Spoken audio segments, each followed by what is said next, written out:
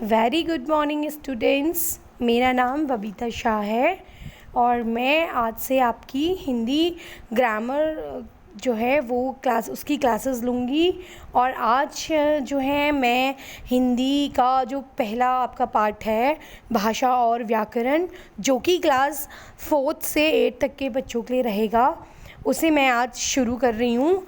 तो चलिए, पहला हम जो चैप्टर है हमारा, जो कि आपको स्क्रीन में भी दिख रहा है, भाषा और व्याकरण। देखिए, भाषा और व्याकरण क्या है, इसको पहले मैं आपको समझाती हूँ। इसको समझने से पहले मैं आपको ये बोलना चाहूँगी कि आप लोग पहले इस जो आपको स्क्रीन है उसमें आपको दिख रहे हैं 2 चित्र आपको दिखाई दे रहे हैं, जिसे आप ध्यान से देखिए। देखिए, पहले चित्र में आपको क्या दिख रहा है? पहले चित्र में आपको ये दिख रहा है कि जो एक दादाजी हैं वो अपने नाती पोतों को क्या कर रहे हैं, कुछ बोल रहे हैं, या फिर हम कह सकते हैं कहानी सुना रहे हैं। हम अपना अनुमान लगा सकते हैं चित्र देखकर। और दूसरे चित्र में हमें जो ये स्पष्ट हो रहा है कि एक जो व्यक्ति है वो स्टेज में क्या कर रहा है, भाषण दे रहा है, और बच्चे उसको क्या कर रहे हैं, ध्यान से सुन रहे हैं। अब जो देखिए, जो ये व्यक्ति अपना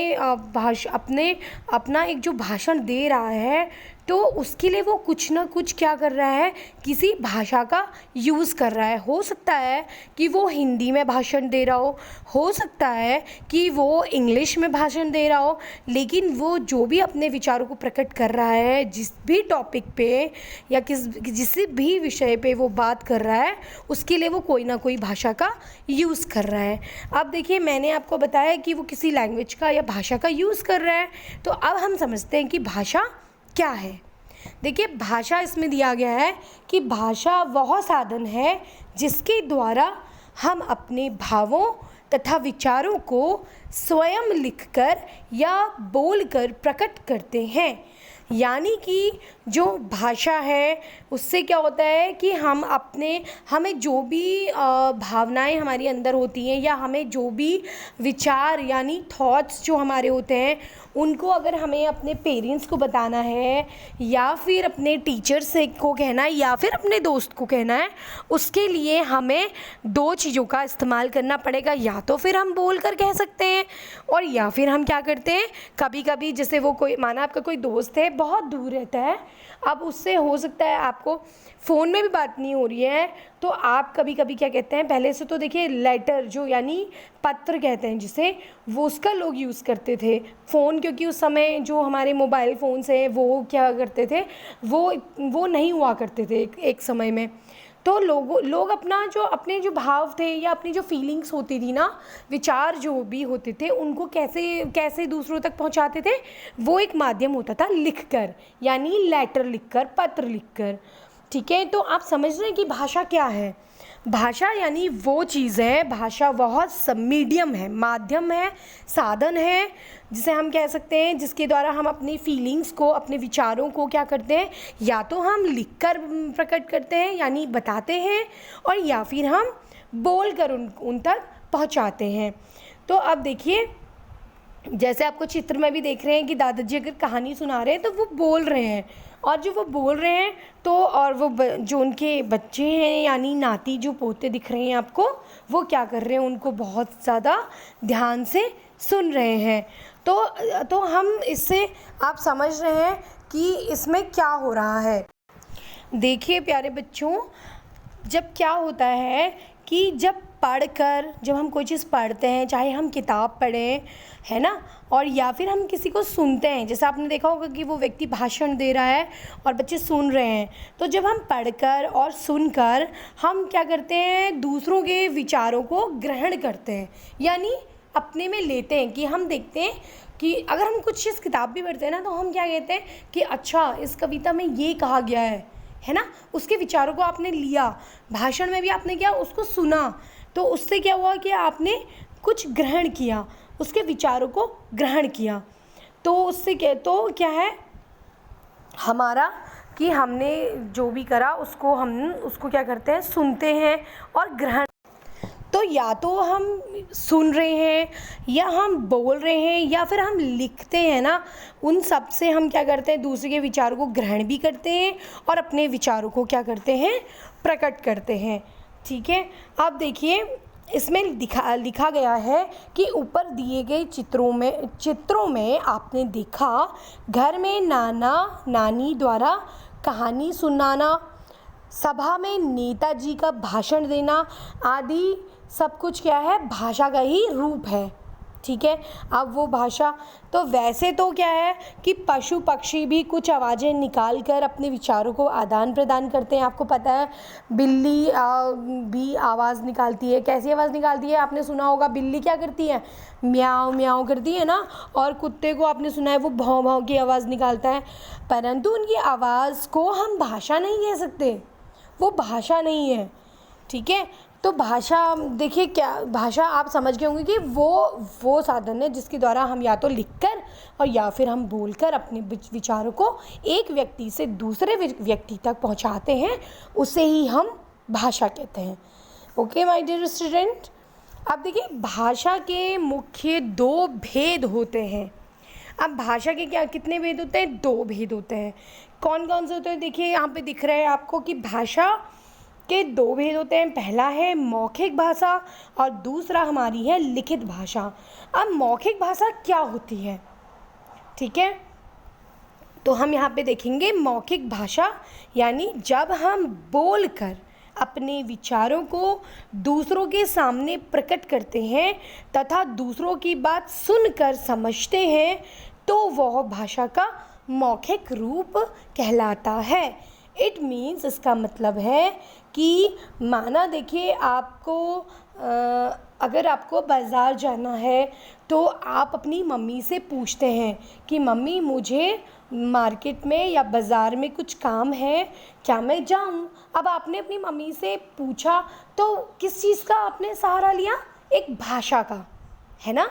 आपने बिना भाषा के ऐसा तो है नहीं कि आपकी मम्मी बिना कुछ कहे आपको समझ गई, उसके लिए आपने एक लैंग्वेज का यूज़ किया, चाहे आप उसे हिंदी लैंग्वेज का कुछ लोग यूज़ करते हैं, कोई लोग अपनी इंग्लिश लैंग्वेज का यूज़ करते हैं, तो ये इट डजेंट मैटर वो किसी का भी यूज़ करें, लेकिन वो भाषा ही होती है जिसके द्वारा हम कुछ चीज़ कह सकते हैं।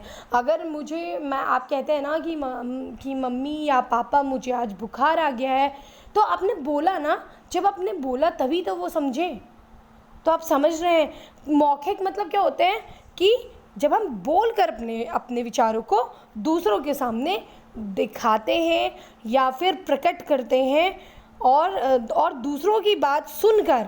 अब आपने देखा होगा कि यहाँ पे भाषण दे रहे हैं नेताजी और ये बच्चे क्या हैं, सुन रहे हैं।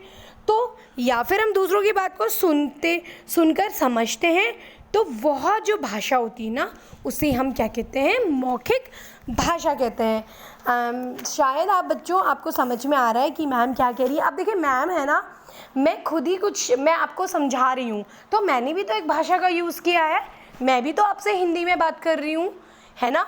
तो मैं कैसे बात कर रही हूँ, मैंने अपने विचारों को आप तक पहुँचा रही हूँ, मैं कोई चैप्टर आपको समझा रही हूँ, तो मैंने भी तो लैंग्वेज को आपको लैंग्वेज के थ्रू ही तो समझा रही हूँ। ऐसा तो नहीं है कि मैं आपको कुछ इशारा कर दूँ और आपको सिर्फ मैं कुछ ऐसे ही बोल दूँ, ऐसे ही कुछ कह दूँ, इशारा कर दूँ और आप समझ जाएं, ऐसा तो होता नहीं है ना।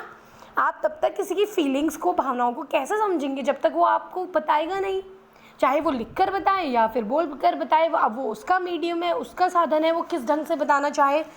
अब देखिए ये तो आपका क्या हो गया, मौखिक भाषा। अब क्या लिखित भाषा क्या होती है? लिखित भाषा देखो, मैंने आपको आगे बताया था ना कि पहले से क्या होता था, मोबाइल फ़ोन्स नहीं होते थे लोगों के पास, तो इसलिए लोग क्या करते थे, पत्र लिखते थे, लेटर लिखते थे। जो लेटर हम लिखते हैं ना, उसी को हम रिटन लैंग्वेज बोला जाता है उसको, यानी लिखित भाषा। देखिए यहाँ पे लिखा गया है कि लिखित भाषा, जैसे आपको दिख रहा है कि जब हम लिखकर अपनी बात दूसरों के सामने प्रकट करते हैं तथा पढ़कर दूसरों की बात को समझते हैं, तो वह भाषा का लिखित रूप है। लिखित रूप का मतलब ये नहीं होता कि आपने सिर्फ अपना ही लिखा और आपने अपनी भाषा को प्रकट कर दिया, ऐसा नहीं है। जब आप किसी की किताब भी पढ़ते हैं या किसी की कविता भी पढ़ते हैं ना, तब भी तो आप उसकी फीलिंग्स को समझते हैं, तब भी तो वो आप समझते हैं कि हाँ ये कवि ये कहना चाह रहे हैं, या फिर इस राइटर ने, इस लेखक ने ये कहा है कि हाँ इस कहानी में इन्होंने ये बताया है कि, तो आप समझ जाते हैं। कैसे समझते हैं कि आपने उनके भावों को पढ़ा है, क्योंकि तो आप समझ गए कि लिखित भाषा क्या होती है कि जब हम लिखकर अपनी बातों को दूसरे के सामने रखते हैं और पढ़कर, यानी दूसरे के, चाहे आपने लेटर लिखा है तो दूसरा भी तो पढ़ेगा आपकी लेटर को, तो दूसरों यानी पढ़कर दूसरों की बात को जब हम समझते हैं तो वो भाषा का कौन सा रूप होता है, वो होता है लिखित रूप, जिसे हम रिटन लैंग्वेज कहते हैं। चाहे आपने देखा होगा ना, पत्र लेखन लोग करते हैं, आपने निबंध होता है ना, निबंध लिखते हैं, तो ये सब क्या है ना, सब इसमें आ गए, किसमें, आपकी लिखित भाषा में, रिटन लैंग्वेज में। अब देखिए बोली, अब बोली किसे कहते हैं? बोली देखिए क्या है, वे भाषाएं जिनका प्रयोग क्षेत्रीय स्तर पर होता है वह बोली कहलाता है। इसका मतलब क्या है ना कि बोली हम किसे कहते हैं? बोली तो जो क्या है, बोली एक ऐसी चीज़ है जो हर छोटी छोटी जगह पर चेंज होते रहती है। यानी कि ऐसा नहीं है कि इवन पता है आपको, कॉलोनी से कॉलोनियों में भी चेंज होती है बोली। आप सोचेंगे कैसे, क्योंकि देखिए इतने लोग हैं, हर कॉलोनी में हर टाइप के लोग रहते हैं, तो उनकी जो बोली होगी ना, उनमें वो अलग टाइप की होगी।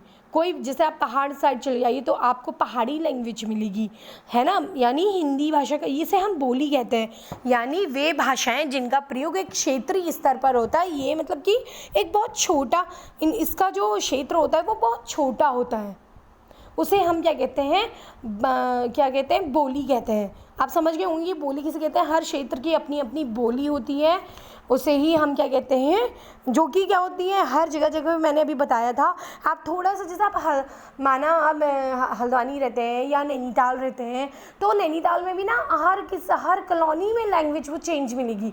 कोई किसी शब्द को कुछ और ढंग से बोलेगा, कोई और ढंग से। तो ये ना बोलियों का, बोली होती है, इसका मतलब कि ये बोली जो होती है वो हर क्या होता है, उसका प्रयोग क्षेत्रीय स्तर पर होता है, और इसी को हम क्या कहते हैं, बोली कहते हैं। हमारे देश में 600 से अधिक बोलियां बोली जाती हैं।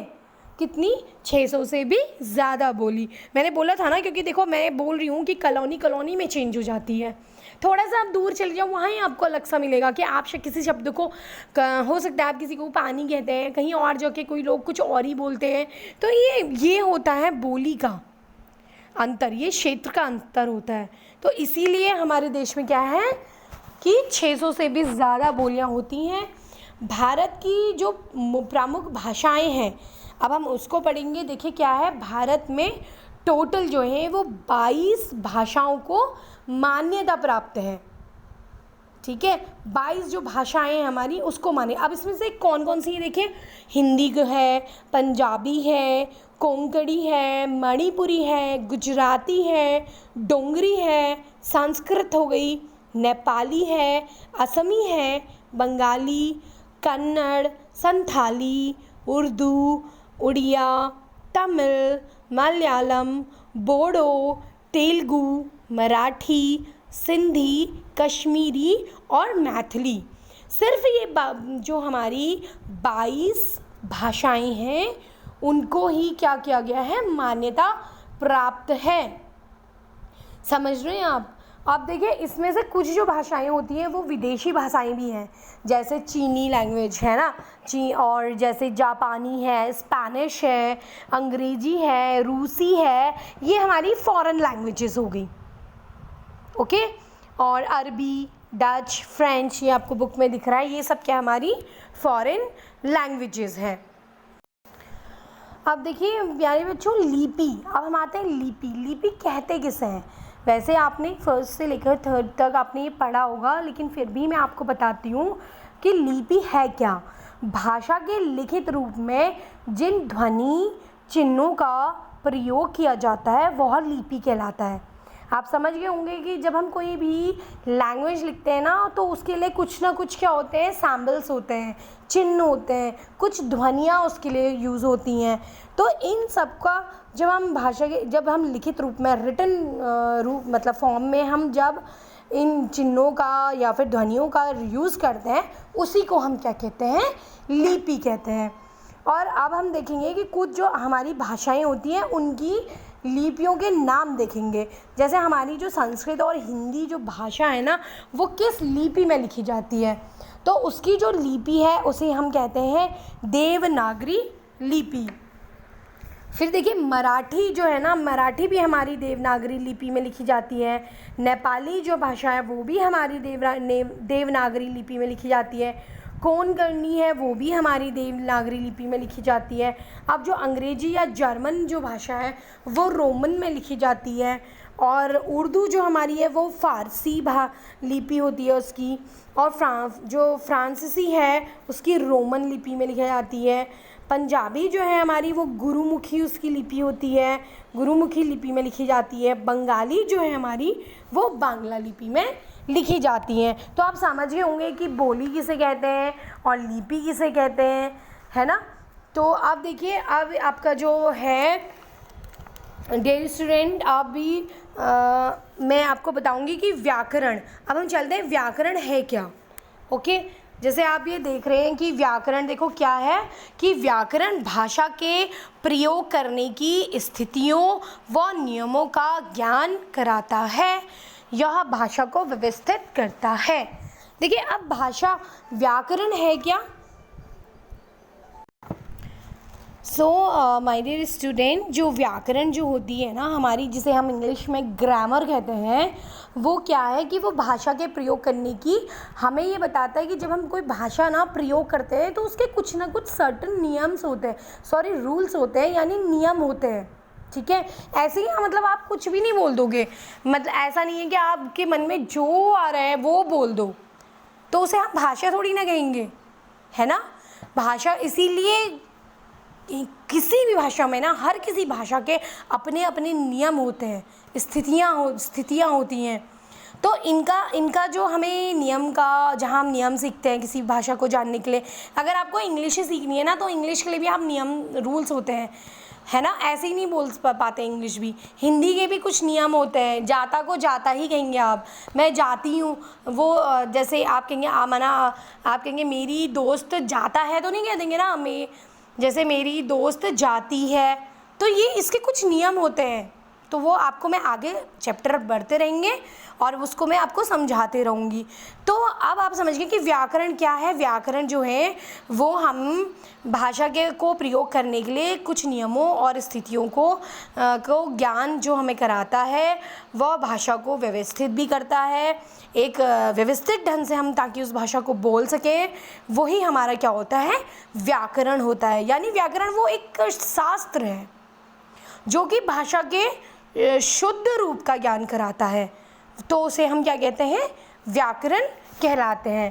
तो देखिए अब यहाँ पे आप लोग देख रहे हैं कि कुछ इम्पॉर्टेंस क्या है यहाँ पे, जो यानी मैं रिवाइज़, वैसे तो लेट्स रिवाइज़ लिखा है इसमें, यानी कि इसमें जो जो इम्पॉर्टेंट चीज़ें हैं वो देखने वाली बातें हैं, जो मैंने आपको बता चुकी हूँ कि भाषा जो है वह साधन है जिसके द्वारा हम अपने भावों, विचारों को लिखकर, बोलकर प्रकट करते हैं और दूसरे के विचारों को सुनकर या पढ़कर खुद समझते हैं। फिर भाषा के मैंने 2 भेद बताए थे आपको कि मौखिक भाषा है, लिखित भाषा है। मतलब एक शॉर्ट में हम इसको रिवाइज़ करते हुए चलते हैं ताकि आपको प्रॉब्लम ना हो, ताकि आप ये जो चैप्टर को पढ़ें और इस वीडियो को देखें तो आपको कोई भी क्या हो, किसी भी प्रकार का कोई डाउट ना रह जाए। आप देखिए फिर क्या कह रहा है कि ये भाषाएं, वे भाषाएं जिनका प्रयोग क्षेत्रीय स्तर पर होता है उसे हम बोली कहते हैं। और भाषा, भारत में कितनी भाषाएं होती हैं, 22 भाषाओं को मान्यता मिली है। वैसे तो बहुत भाषाएं हैं लेकिन मान्यता सिर्फ 22 को मिली है।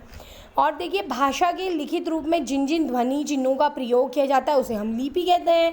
Very simple. और कौन कौन से मैंने आपको बताया था कि किन किन भाषाओं में कौन कौन सी लिपि होती है, ये सब भी आपको बता रखा है।